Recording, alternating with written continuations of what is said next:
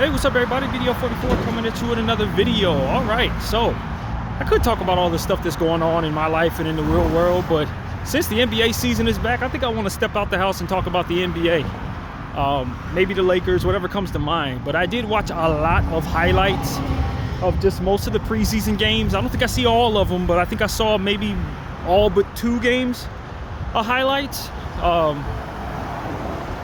And so I figured I'd just bump my gums. One thing that stands out for me amongst all the highlights as I watched is how good Kon Knueppel looked for the Charlotte Hornets. He looked really, really good. And I only saw one game. I don't think they've played more than one preseason game. And it was one of the last highlights I watched. Most recent for this moment. So that might have something to do with it. But man, was he looking good out there. He was stutter stepping and shaking people out of their shoes, hitting shots. He is a guy who, when I did homework on him, I came to realize does a lot of winning intangible like things, keeping balls alive, stuff like that, along with his efficiency and shooting. Pretty solid defender, good size for the 3 spot, super cerebral basketball player. He's the kind of player that can jump into a dysfunctional situation like Charlotte and change the culture around pretty much forever, in my opinion, just by doing the little things that bring all of the misfit players into winning players. Because you know they got some misfits over there, but they have this winning intangible like piece now in place, ready to do all types of things that are going to lean into success. And I just have a weird feeling that he's going to make them serious, coupled with the fact that they do have an influx of a lot of good talent. When you look at the Charlotte Hornets bench this season, they really do have one of the deeper teams in basketball. When you consider when they start bringing off of their bench a bunch of guys that they've drafted over the last several years, and they added Colin Sexton, they added Spencer Dinwiddie. People were laughing at Spencer Dinwiddie when he said don't take lightly our talent because we have a lot of talent on this roster. But when you look at what they just did over the last several years, they've been drafting here and there. You know, they got Brandon Miller. Of course, they got LaMelo Ball. They still have Miles Bridges. They picked up Tijon Salon in the draft last year. They got Moussa Diabaté, the center who they finally created some space for him to actually get some real role-playing minutes, or starting center minutes. They picked up Ryan Kalkbrenner, a fantastic shot blocker. They picked up, Kon Knueppel. They picked up the other white guy in the draft at the back of the first round. I forget his name, but they picked him up too, a killer of a shooter. They got stuff, you guys, and that's something that stood out to me. When you bring in a guy like Kon Knueppel, what you essentially have now is somebody who's going to bring a certain stability and consistency to their production. Someone who's going to turn some of the bad plays into good plays just by being more consistent from possession to possession. I don't know that they can make the playoffs this year. They didn't win the game they were playing. In fact, they lost to the 3rd string of the Oklahoma City Thunder or something like that. Thunder was playing great ball. They hit like 15 straight threes or something like that with their 3rd string. It's the Thunder, man. But just from what I saw, I have reason to be optimistic that the Charlotte Hornets have turned the corner with this particular draft pick. Now that they've brought this player to that situation, I think they're going to win more games. This is the beginning of them turning their situation around. And I'm not saying that they're going to win the East or nothing like that. I'm not saying nothing crazy. I'm just simply saying that this is the beginning of them turning the corner. I look at it like Sacramento several years ago when they turned the corner and implemented the beam gimmick and made the playoffs. They kind of have that kind of vibe around them to where you go, okay, well, it's still the Charlotte Hornets, so your expectations are extremely low. But they brought in a serious set of players. Colin Sexton is a real, guy, a fiery guy who's going to bring a lot of energy. No pressure on him to lead anybody. He can do big things in that type of role. He's very consistent for that type of role. So It's just little stuff like that. I say, okay, from possession to possession, the Charlotte Hornets have a better shot at winning basketball games this season than they've had in years. Brandon Miller is a killer. I haven't forgotten what he can do. He's 100% healthy now. LaMelo Ball's healthy for the first time in a while, although no one expects that to stay that way because he's brittle. The boy's made out of glass. But that's not the point. Like, even if he goes down, you still have consistent guard play, playmaking ability, shooting around, depth around. I do think they could do better at their center position. I do like the idea of Kalkbringer and Dibiate, but I don't know if either one of them I really trust to hold down the center position like that. They did have another prospect as well who did something impressive in the highlights, some type of center that they use as well. Maybe they found another guy, but I would try to maybe move a guard and try to bring in a more stable center type piece. But I don't know that there's a rush to do that necessarily either. Yeah, that's what stood out to me, is how good Khan looked in that situation and how promising that roster looks to me in terms of depth and just in terms of what I think they're capable of doing. I have significantly more faith that the Charlotte Hornets can be a consistent team, especially in the Easy East, than what we've seen in the past. They may be this year's Detroit. What Detroit did last year, maybe not that high of a ceiling, but maybe you consider what Orlando started doing when they first started bringing real nice talent to their team about 3 years ago. Maybe they could turn the corner like that, you know? So that's what I want to say. I think that the Charlotte Hornets could potentially have inserted something very helpful into their situation, and in the event that they've done that, I expect for them to be a more competent, if nothing else, competent basketball team. And so I like that for them. I really like that for them. As we move forward, talk about a different team. Another thing that stood out for me is I was watching highlights of a different basketball game. But before I leave the Charlotte Hornets and OKC, prayers out to Nikola Topic, who had some type of testicular procedure that's going to keep him out for several weeks, of course. That ain't nothing to play with. You don't know what it is. Hopefully it wasn't the C word, but nevertheless, we are considering him as we have this conversation involving those particular squads and hoping for his full recovery. So anyway, as I move on, thinking about the Miami Heat, and what stood out to me, something very simple. Khalil Ware's three-point shot fell in the game. He hit 2 of them, if I'm not mistaken. If Khalil Ware, there's 2 things that need to happen with Khalil Ware. The three-point shot needs to fall, and his motor needs to stay high. If those 2 things fall into place, I think they got a center that could potentially be something very special for them in the future. The three ball fell for the dude in the game that they had against, who did they play? I don't quite remember who they played, to be honest with you guys.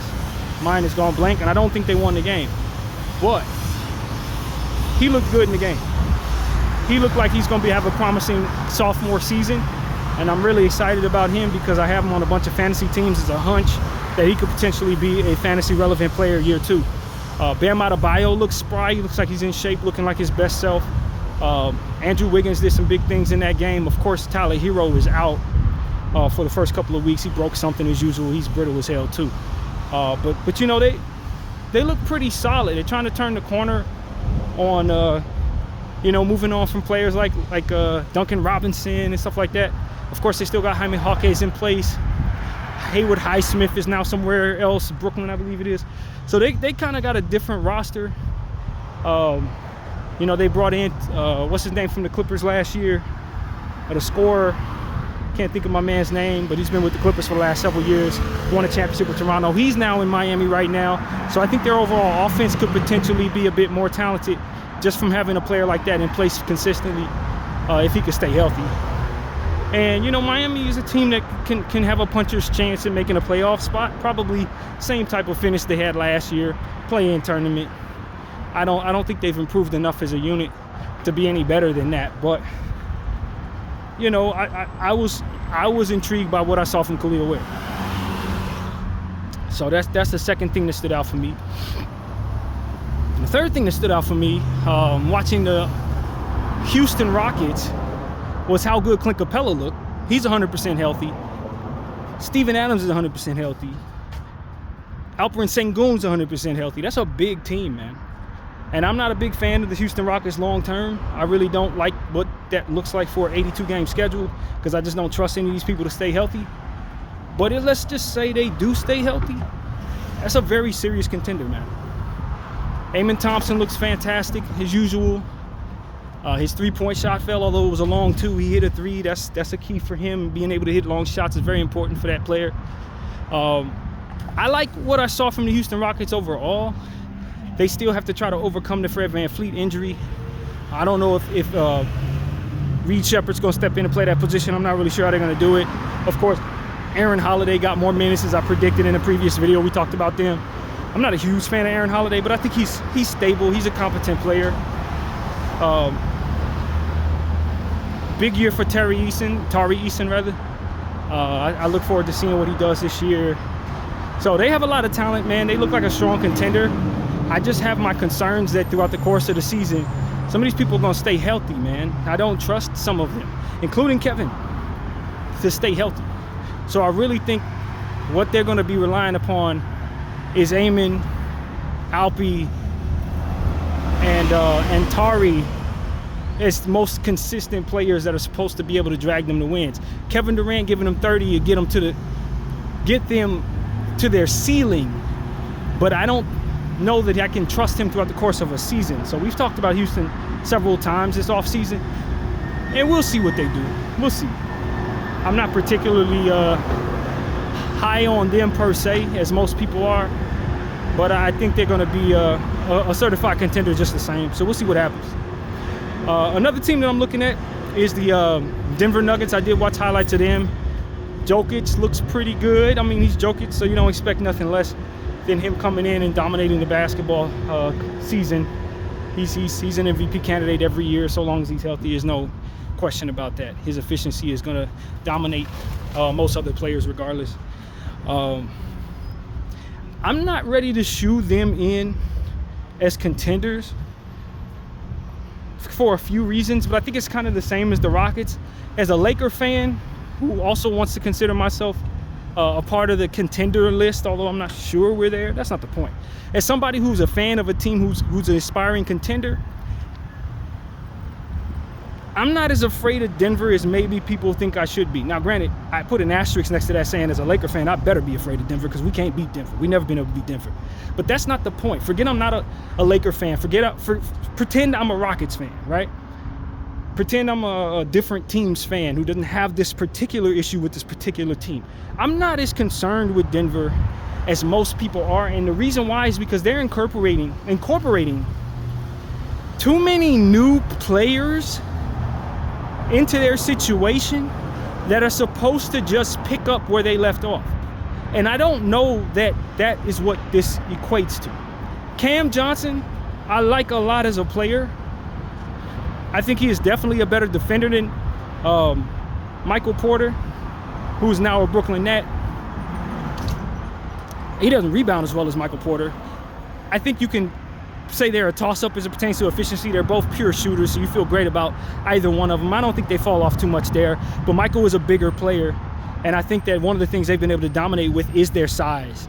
Going up against teams that are fair-sized, regular-sized teams, they tend to have an upper hand in their size with him, Gordon, and Jokic on the floor. That dynamic is now cut down. Gordon's still in place. Of course, Jokic is still Jokic, but now you don't have that big 6'10" dude hitting all these damn shots. I think that dynamic is going to hurt them. So you're bringing in something similar, but Cam Johnson is a more traditional small forward, and you don't have that crazy three-headed 7-footer cerebral three-point shooting thing going on. You don't have that. And then what you also find is they're incorporating some players into their situation that don't really play defense, and they've already not been a good defensive team. When you think about Tim Hardaway Jr., he's hit or miss, to be honest with you. And so he's going to have a big role. Then you're bringing in some young players, Julian Strawther, Hunter Tyson. These were guys that have to develop that they're hoping will take the step forward. And it can go either way. They can be really good, or they could kind of continue to struggle in their development. They were not the greatest prospects to begin with for what Denver was hoping to do. People pretty much thought they could go in better directions. These players are solid, but are they ready to take the step necessary to fill the shoes? And then you think about the insertion of Bruce Brown. Is he the same Bruce Brown as he was when they had him in the championship? I don't think so. This guy's had several injuries since then. He's been missing pretty much ever since he left Denver. He's been hurt the whole time. And so I don't really know if I can expect Bruce to turn back into Bruce E.B., who they had as a big guard, who created problems as well, coupled with that other dynamic that we already talked about in size. It's not the same situation, and he's not the same player. But they want him to play that same role.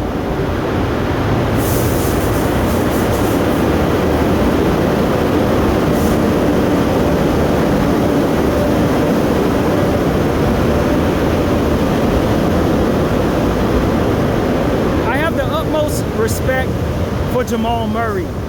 I think he's one of the coldest killers to ever play. I really do. I have him up there with some of the greatest killers, pure killers of all time. And he has a championship to prove it. I think he's special. But the problem is, throughout the course of a regular season, just like several other players that we mentioned on this channel already today, he doesn't stay healthy. He's made of glass. He's another one of them made of glass dudes. So, do I expect for him to play 82? Hell no. I expect Jamal Murray to play about 42 games. If he gives you 42 games, you feel good. Because that's what to expect from him. He's made of glass. Now, when he's out there, he's killing everything.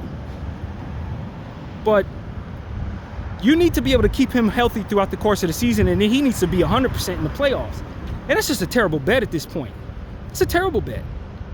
I don't trust him to stay healthy. He's healthy now. He looks good right now. Where is he going to be in January? If history tells me anything, he'll be hurt. He'll be on the IR. So, like, that's my concern with him.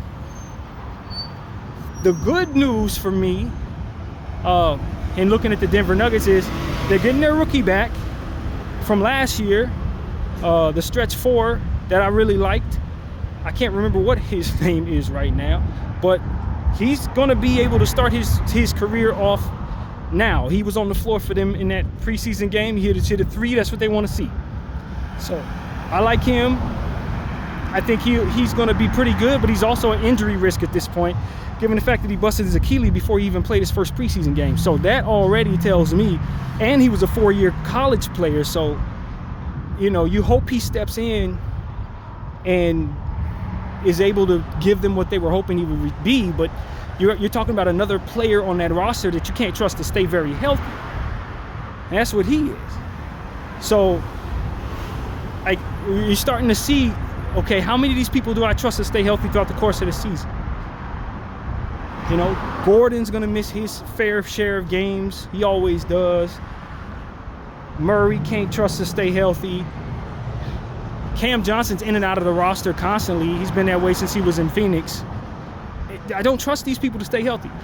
Now, the guy that I think is really important to step forward, the guy that I think you can trust and he's going to figure himself out, it's likely going to be Christian Braun. Christian Braun looks like he's ready to do something.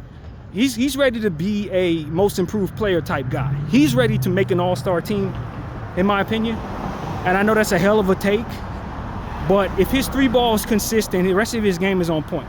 He's been able to guard players well above his pay grade since he was a rookie. I mean, they put him on LeBron James in his rookie year, and he held his own strength-wise. He can get to the rim at will. He's pretty good at other areas. I'm not sure about his playmaking and stuff like that. I don't know if I'll get assists from him, but he can rebound with the best of them. He can defend with the best of them. He can score now pretty much with the best of them. He's super athletic. I think if he gets a big enough role, he can step into being one of them guys like Austin Reeves, where you think he could make his first all-star team if his team is really good. If his team is really good, I think he has the making of somebody who can make an all-star team at some point in his career. I know that's a hell of a hot take. I ain't heard nobody else say that. I think he can do it. So for me, I'm looking at this Denver team, and I hear people saying, oh, Denver's the second best team in the Western Conference. They may be, because I don't really trust a whole lot of what I'm seeing from the Western Conference. But overall, I have concerns about whether or not they're going to be able to make it through a 82-game schedule. Overall, they're iffy. And so that's really my take on the Denver Nuggets. Of course, Jokic's still Jokic. I expect them to win their fair share of games. In a Western Conference that is a Bulldog conference, I have just as many questions about other teams as I do about them. So it's not like if it shakes out and I really think about it, they're still not one of the top 3 teams in the West, because they probably are. Just because they have so many questions about them doesn't mean that I don't have so many questions about everybody else in the West, because I do. When you start looking at all these teams that are supposed to be contenders, I think all of them are really flawed, except for the OKC Thunder. Thunder's the only team that they're by themselves. I mean, I would legitimately at this point be shocked if they don't have a healthy season, they don't win a championship again. Because I don't think anybody's in their conversation. I don't think anybody's in their conversation right now. At all. At all. I expect them to win about 60, 65 games. Unless this is an injury year for Shai Gilgeous-Alexander, which I'm going to be honest with y'all, that's a decent bet too. He has been injured a lot of the time. You know, when I think about a guy who comes to mind, different tier of player, but this is the dynamic with Shai. Chris Middleton. When Chris Middleton won the championship, he had a healthy season. The whole season he was healthy, and he was a big part of them winning, and it was all good. And you look at his career before that, you see a bunch of injury seasons. When you look at his career after that, you see a bunch of injury seasons. I want people to think about Shai Gilgeous-Alexander and how many of these seasons he's missed over 30 games. I don't have the numbers in front of me, nor have I checked. But off the rip, in my mind, he's been missing seasons with broken this, hurt that, hurt this, hurt that. And so he had a healthy season last year. Do I expect that he's going to be 100% healthy this year? No. Based on the history, he's probably going to get hurt again. And so that's what I would tell OKC fans. Be careful, man. Be careful with him, because he is your reigning MVP. He has proven he can win a championship. But he's also proven to me that last year's health might just have been an outlier for him. He ain't somebody I'm trusting to stay healthy like that. He's really not. And had too many years where I had him on fantasy teams and he'd be out for a month, month and a half, more, rest of the season. That's kind of the norm for him. And so, could this be a turn of the corner to where he's this from here on out? Sure. It could be, because we've seen that from Steph Curry after the ankle injuries. And he became Steph Curry, and his conditioning went to a different level, and he's never been the same. That could very well be what we're seeing from Shai, no doubt. But I didn't put him on too many fantasy teams, man. I put him on a few. Don't get it twisted. I have respect for his game and his winning and all of the different stats. But as an avid fantasy owner, I went with Wemby a little more. I obviously took Jokic when I had the first pick most of the time. I took my guy Luka, although he's not the greatest bet to stay healthy either, not by a long shot. And so this could be one of them years where, if you're a fantasy player,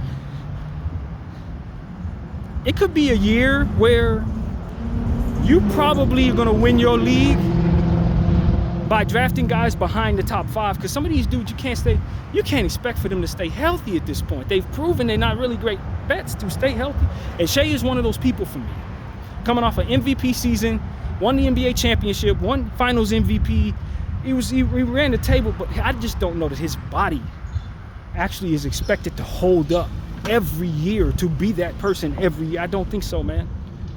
Based on what I've seen from him early on throughout the course of the first, 7 years of his career, he was hurt most of them years. Most of them. And so I drafted him with that in mind. I think I got him on like 4 teams out of like 50 or 60 teams. I ain't taking him too much, man. So that would be what would get in the way of the Oklahoma City Thunder.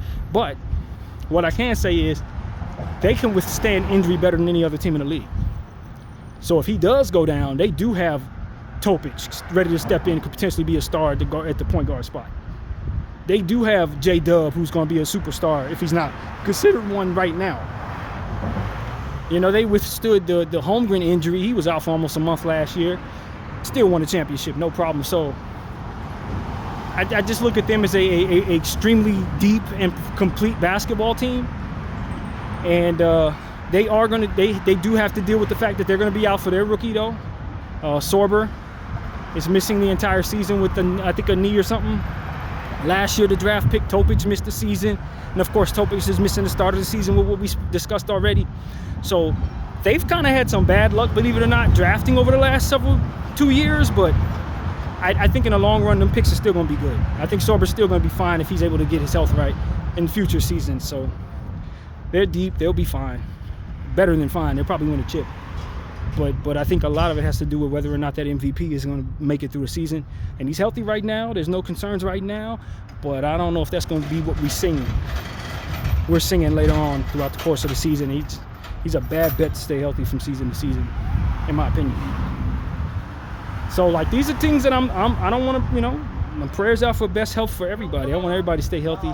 I don't want there to be any asterisks on anything. But data tells a story, and we can't ignore that data. And so that's what comes to mind. Of course, they understand that, and I think that's one of the reasons why he's not playing in any games in the preseason thus far. Some of these teams that know they don't have the most sturdy guys, they're not playing them dudes in the preseason. I don't blame them. So that's what came to mind first. Another thing that stood out is the Lakers look terrible. I think out of all the teams that I've watched in the preseason, and there's still some teams that I've yet to see, some teams I don't think even played yet. The Lakers are the worst. They're the worst team I've seen. Now, granted, they ain't got Luka, no Bron, Marcus Smart, half of the young players all out. That's cool. But it's not really about that. It's about the fact that the Lakers aren't running any of their highest level players very much, if at all. And then they expect to start the season with a tough first 10 games looking pretty good. I just don't know if you can expect to look pretty good through the first 10 games if you're not running any of your stuff and the players that you are using look bad in the preseason. So we do have a week off here. I would expect that we're going to try to clean some things up, maybe get some of them players out on that court. But if we don't, I predict we're going to start the season sub 500, man. Sub 500. That's not something we did last year. That's not something you want to make a habit of. I think we will get it together. Assuming health, I think we'll definitely get it together. I'm not worried about it in the long run, but we do have some tough games to start the season, man. We have some early road trips this year. And for us to be looking as bad as we do, missing the players we're missing, with the newness to those players that require continuity, I don't like how this is about to start up for us. I don't predict the Lakers are going to look very good the first 10 games of the season. I think people are going to be saying the Lakers are going to miss the playoffs in the first 10 games of the season. That's how bad I think we could potentially look if we keep on the path we're on, not playing these players. So I would advise JJ to sit some people down and say, look, man, we need to start preparing to start the season off slow. And that means we need to take certain games very seriously that otherwise we wouldn't expect to if that occurred. Meaning some of these games where y'all want to load manage throughout the course of the season, y'all don't want to play back-to-back, that might not necessarily be in our best interest when you start talking about how to position yourself for seeding.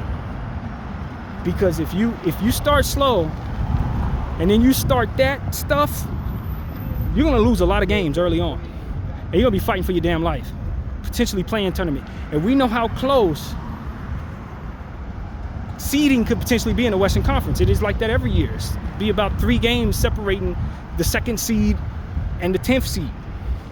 Like you can't afford to start slow. Everybody's racing from the start, and if you're not looking at it that way, then you're gonna be playing from behind.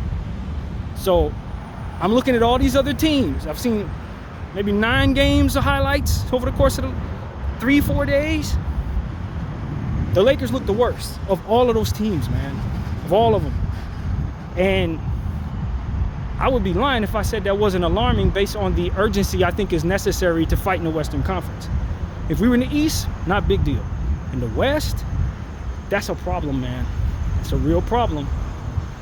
And so I don't want to sound the alarm like the Lakers are just going to suck and it's going to be fighting all the way through. But this needs to be a good week of practice, and we need to get some guys commit to playing the preseason that maybe didn't intend to. They need to get their butts out there. Because other teams, Steph Curry out there. You know what I'm saying? Kate Cunningham out there. And that's all I'm saying. Some of the bigger guys, especially with teams that have new pieces and need to incorporate, Jokic is out there. They're not missing these preseason games. They're out there, man. So the Lakers need to, you know what I'm saying? Don't play around. Because we ain't talented enough to do that. I'm just going to be honest with you. We don't have enough natural talent from top to bottom to do that. We really don't.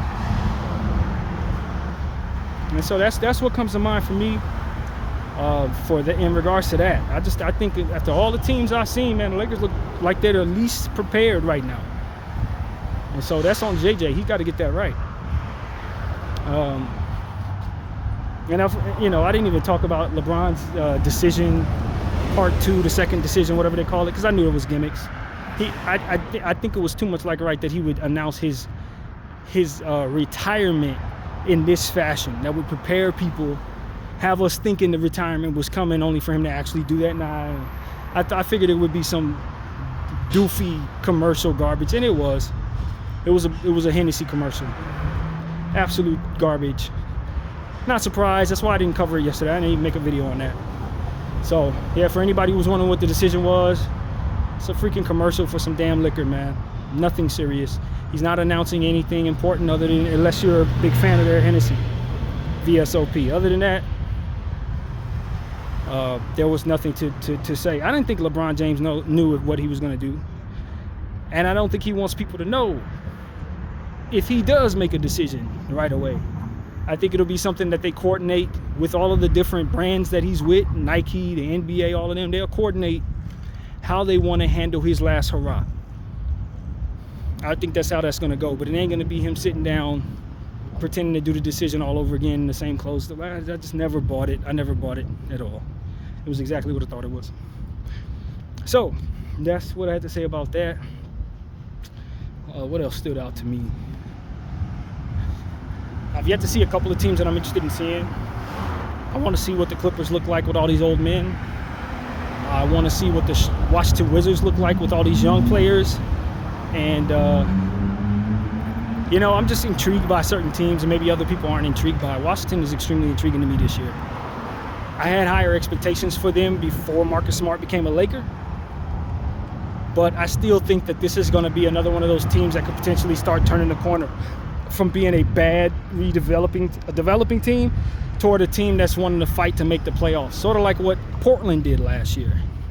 They didn't make the playoffs, but they were a competent team. They had some really positive things happen with them, and they had a respectable season. And I think that could be what Washington does this season. I think you have to really play hard to beat them this year if it all comes together. It's a lot of nice young talent, some good tools in place, things that I felt they needed to address, they did, that kind of thing. So from a team building standpoint, there should be a pretty balanced unit, and they just need to learn how to win and figure out who they trust and who they don't. So I'm intrigued by them. I don't think they're going to win more than 30 games, but I do think there's going to be some very competitive basketball, and they might beat some people they have no business beating. Another team that's intriguing to me is the Ops, man, the Boston Celtics. Because, of course, Jason Tatum is out. There's rumors that he may come back this season. I think it's like a 1% chance he actually does. He means too much to the organization for them to toy around with something like an Achilles. So I don't think he'll come back, even if he can. If he can come back in the playoffs, something like that, I don't think he will.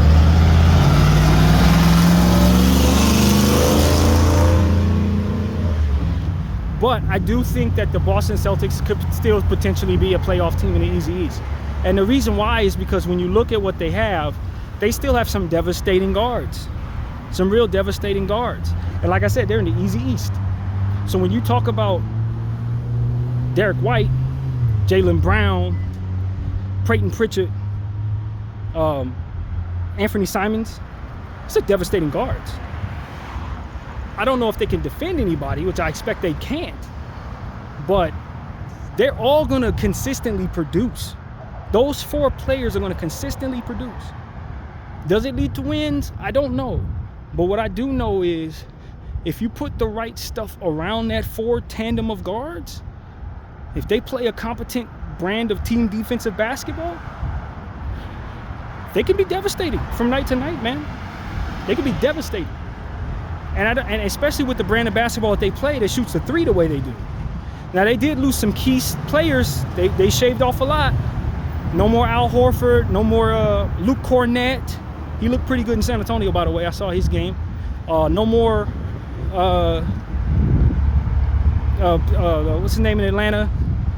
Kristaps Porzingis. So they've lost a lot of size. I'm not really sure if that's going to be something that they can overcome as it pertains to them being a good team, and nor do I think they really want to be, given the fact that it's kind of just a lost year already with the injury. But I can't see them being just horrific unless they intend to be.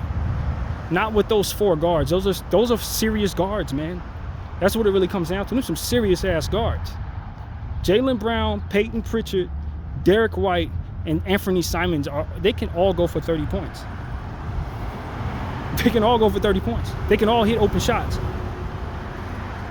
And so I don't know which ones you prioritize. I'd imagine it would be Pritchard and Simons off the bench. Those are both guys who likely aren't going to be able to guard too many people due to their lack of size. So you could potentially see a world where they're getting rebounded over and stuff like that. But I could see a world where this Boston Celtics team put up 150 points off the strength of those guards. I could totally see that. That ain't crazy at all. Especially when you talk about what Simons and Pritchard are going to do from behind the arc.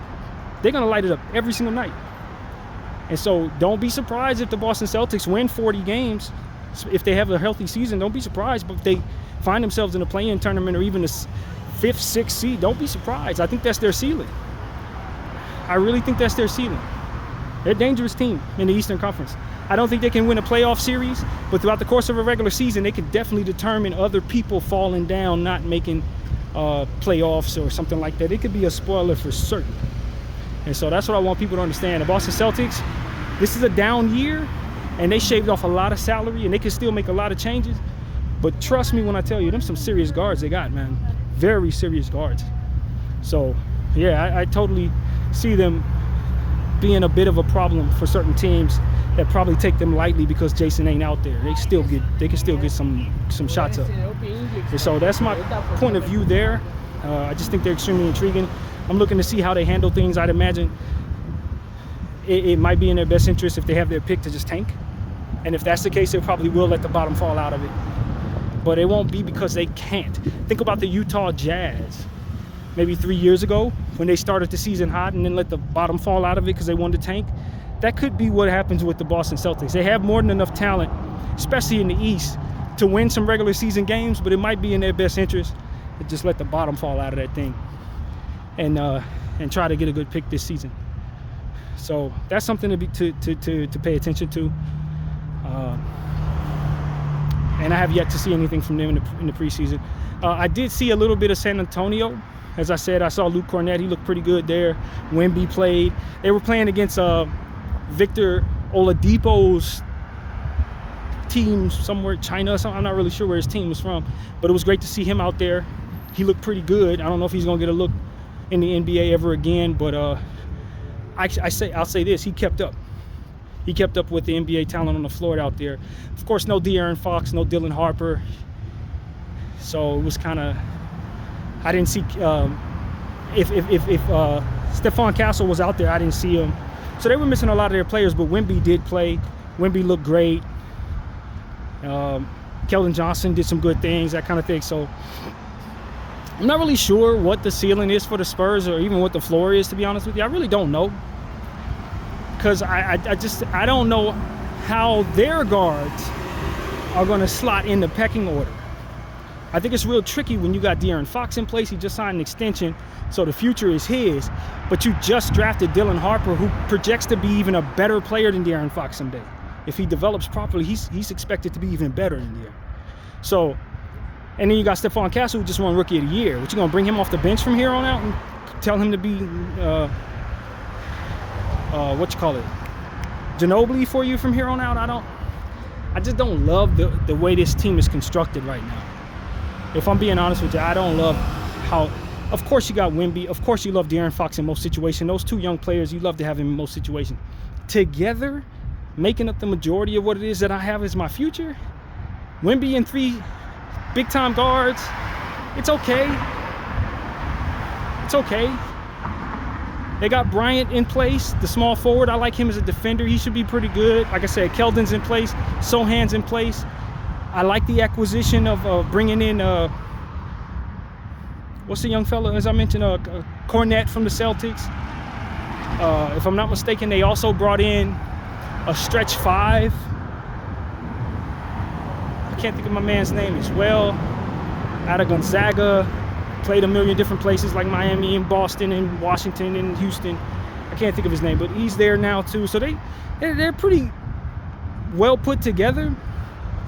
But I just don't think, this is one of them conversations where I just don't think they're going to have the majority of their best stuff on the floor at the same time. They have to give or take something or play small around Wemby, which can level out to you being average size, but puts a lot of pressure on Wemby, you know what I mean? To rebound, block shots, which he's probably going to do naturally without any question, but you want some size on the floor, and I think that when they go to their very best stuff, they're suddenly a small ball unit. That's really what I'm concerned about with San Antonio. So we'll see. I like San Antonio for the most part, but I just don't know if what they're putting together is quite the vision that I would have around Wemby. I just don't think so. I would not have given De'Aaron Fox that contract. I wouldn't. But that's me. That's just me. I like De'Aaron Fox in that contract in most situations, but not that one. And you guys have heard me say that before. Golden State, I mean, it's hard for me to envision the Golden State Warriors being any good after watching them last year struggle like they did. And all they really did was bring themselves Al Horford, who's 106 years old. But I understand that Al Horford is one of those guys who's kind of like, his game, he could probably play like this until he's 50 years old, just because of how his game is predicated. It's not age determined, it's not athleticism determined. He can do everything he does on the ground, so I get it. Like, he's a piece that really looked good for them, but like, how many games do I expect him to play at this big age? Steph Curry, do I expect him to stay healthy? Of course not at this age. So then it becomes, okay, Podziemski. I like Podziemski, but is he going to play the role that's going to allow him to really develop into that guy? Is he that guy if you give him that role? I don't know. Moses Moody, you guys know I'm a big fan of Moses Moody. Jonathan Kuminga, I'm not a big fan of, but I do think he's been hampered greatly by a lack of playing time and just weird rotations by Steve Kerr. So, like, is he going to have that year where he finally breaks out? Not as long as Draymond is still in the mix. Jimmy Butler, 170 years old. Draymond Green, 170 years old. Obviously, Steph Curry, 170 years old. Al Horford, 170 years old. That's their core. That's who they're counting on. Buddy Hield, I'm not a big fan of. He's hit or miss here and there. Gary Payton II, kind of old now, injury prone. I don't like it. I don't like it. I think it can win some games, but I think the ceiling is fairly capped. Second round maybe ceiling, depending on the path. And the floor is like bottoms out. Like, the floor is horrid. Absolutely horrid. Like, it's bad. And I just think it's the Golden State Warriors organization fault for having these guys that they were potentially thinking of giving their keys to, but then not actually kicking the old guys out so that those guys can develop into what it is they're supposed to be. They boxed all of that, and I don't really know what the direction is for the franchise. I really don't know what the direction is. I really genuinely think that Mike Dunleavy, their general manager, is probably the worst in the game. He's probably the worst in all of basketball. And so I just don't know, man. I don't know. I hear that they're trying to direct things in such a way to where they'll have all of their free agency lined up properly in a certain year. And if that's what they're doing, then maybe this doesn't hurt anybody. But Steph Curry's sitting there, and I just don't think the ceiling of that team is a championship. Now, he's not the only older guy that's looking to win doesn't have a chance at a championship. But I I really don't know if the Golden State Warrior fans should be excited about what they put together. I'm not. I think they are firmly underneath championship as it pertains to their ceiling. Firmly underneath that. I don't think they have a puncher's chance at a chip this year. I really don't. Not a puncher's chance. So, hey, I could be wrong. I felt that way when they won their last chip too, when they beat Boston. I didn't think they were good enough to win the championship that year, and they shocked the world. But I don't see that coming, man. I really don't think they're really good at all. I don't think they're really good at all because I can't trust any of them old men to stay healthy throughout the course of an 82-game season. This is why Denver could still be the second best team in the Western Conference, because when you start looking at these other teams that people want to call contenders, I don't trust these teams. And I haven't mentioned the Minnesota Timberwolves, which is a team that's on my mind because, of course, they got to the last 3 conference finals, and they still have an ascending Anthony Edwards who's still getting better. So you have to consider the idea that Anthony Edwards could potentially be an MVP candidate this year. Rudy's a year older, but he's always in great shape. You don't expect Rudy to kind of fall off.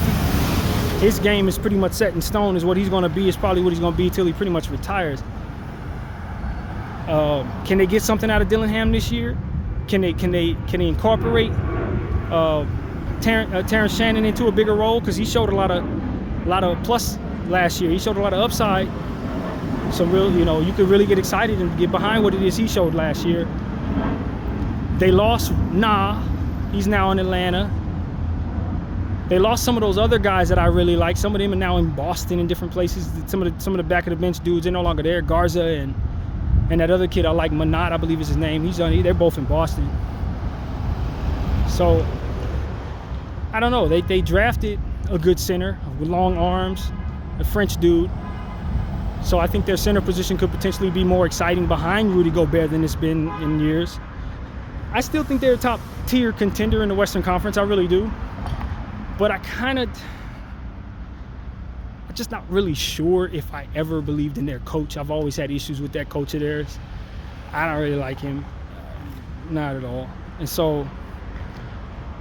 And I just think when it really comes down to it, and I think Ant-Man is a top tier player, top tier Hall of Fame level caliber player going forward. But I'm starting to wonder if he's just not quite as talented as some of the higher tier guys above him. Is he ever going to be as good as Luka? Is he ever going to be as good as Jokic? Is he ever going to be as good as Wemby? I'm starting to think the answer is no, to be honest with you. I think there's just certain limitations to his ceiling that those guys just simply don't have, and when he runs into them, that's going to rear its ugly head as it has in the past. That's what I'm starting to think right now. I'm starting to get a little concerned that his ceiling just didn't get him high enough in this era. Like, at his very best, when he's fully developed, is he ever going to be better than these people? Shai Gilgeous-Alexander, is he ever going to be better than these people? And I'm starting to think probably not, if I'm being honest with you guys. So then it becomes, can you soup up his team enough to get him over the top? And the answer is, based on how they've structured things with their cap, no. That's the problem. We've known this since they made the Rudy Gobert trade, that they traded away too many assets to actually build something really souped up.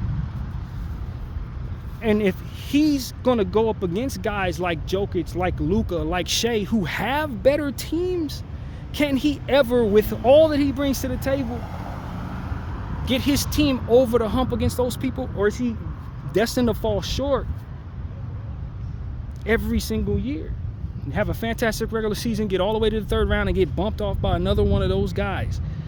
That's kind of what it's been, and I expect that's what it's going to be this year too. I do think they're going to be a very good team, but I also think there's a damn good chance that they're going to have the same result as they had the last 2 years. Western Conference Finals, ousted. I like Julius Randle. Julius is starting to get up there in age now. What are we, year 30 now? Age 30 rather? Julius is one of them dudes too. Very good, but not nearly as good as he needs to be the number 2 of a guy who's not better than Jokic. You get what I'm saying? Now, the good thing for Ant is younger than all these people. Everybody I mentioned with the exception of Wemby, he's younger than. And so I could be very wrong, and he does continue to add things to his game and ultimately shows that he's better than all of them one day. But I just don't see it. I don't think he has some of them outer worldly intangibles in playmaking and some of these other things that those dudes have. You see what I'm saying? God-given touch gift to make everybody better around him. I think he could be a good playmaker, well above average. But I'm starting to look at Ant-Man like I look at Trae Young, like I look at Donovan Mitchell. These guys are fantastic stars, superstars even. But are they ever going to be Jokic, Luka, Wemby? No, man. They're underneath those dudes, and when they run into those dudes, if they don't have better teams than those dudes, they're going to lose.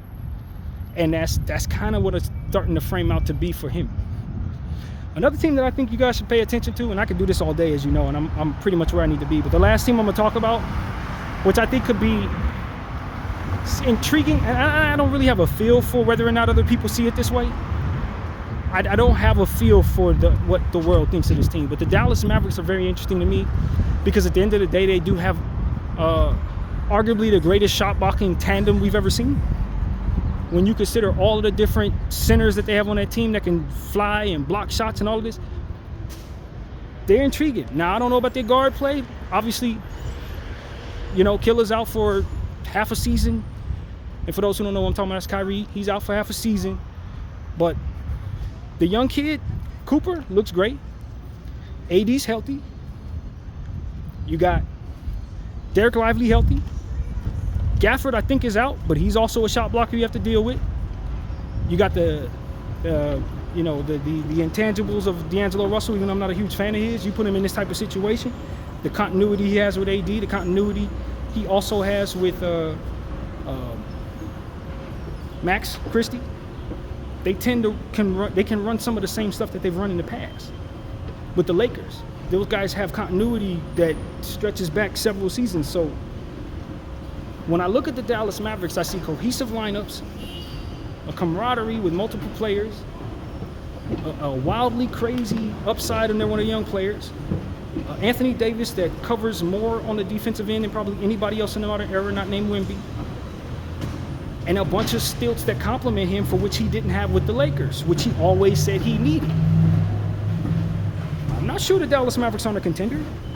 I know that would really suck for all of us Luka Laker fans and all these people that want to see the Dallas Mavericks fail because of karma and all that, but the reality is they put together something extremely difficult to deal with on the defensive end and something extremely difficult to deal with in terms of giving up easy buckets. And when you couple that with Cooper Flag and what he's capable of doing on both sides of the floor, I'm not sure they're not a contender, man.